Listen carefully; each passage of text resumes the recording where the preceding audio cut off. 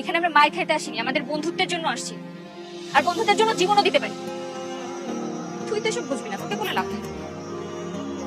নাজিয়া হত্যার বিচার এখনো হয়নি, তুই কি জানিস? আমার এখন কিছু জানার দরকার নাই ভাই, আমি কোনো কিছু জানতে চাই না। তোরা এখন যা যা, তোরা চলে গেলে আমি খুশি হবো। শান্তকে নাজিয়া হত্যা মামলার আসামি করা হয়েছে, এটা কি তুই জানিস? না, আমার জানার দরকার নাই। আমার জীবন যে হুমকির মুখে আছে, এটা কি তুই জানিস? না, আমার জানার দরকার নাই। আমাদের প্রাণপ্রিয় বন্ধু মিরাজ যে মারা গেছে, এটাও তো জানার দরকার নেই।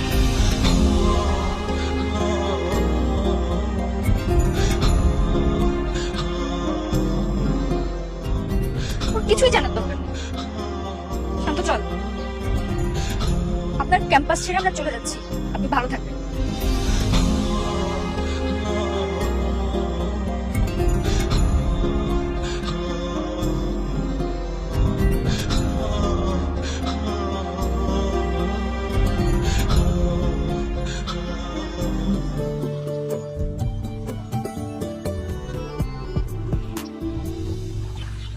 স্কুলে সব বন্ধুকে নিয়ে কতই না গর্ব করতাম, কতই না খারাপ ভালো সময় একসাথে কাটিয়েছি, কিন্তু সবই ফেক। জানি না, নাজিয়া হত্যার বিচার আর হবে না রে। মিরাজ কিভাবে মারা গেল সেটাও আর জানা হবে না। এবার ভেবেছিলাম কিছু একটা করতে পারবো, কিন্তু এবারও হেরে গেলাম। আমি ভাবছি এবার ঢাকায় গিয়ে পুলিশের কাছে স্যারেন্ডার করবো। তোর জীবনটাও শেষ হয়ে গেল,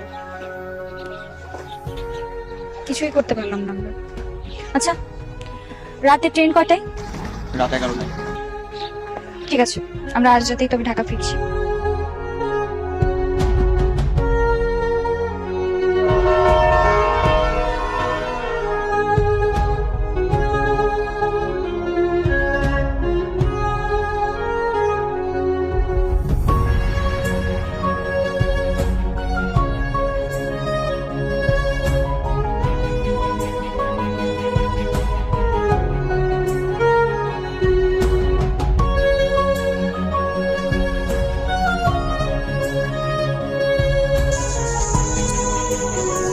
সাথী,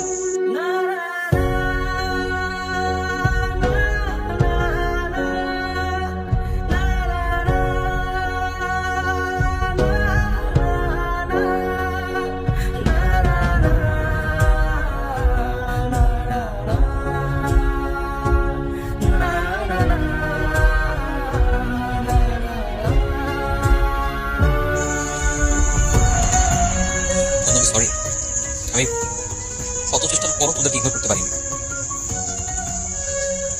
আমি আমার বাবা মাকে কথা দিয়েছিলাম যে তোদের সঙ্গে কখনো দেখা করবো, বন্ধুত্ব রাখবো।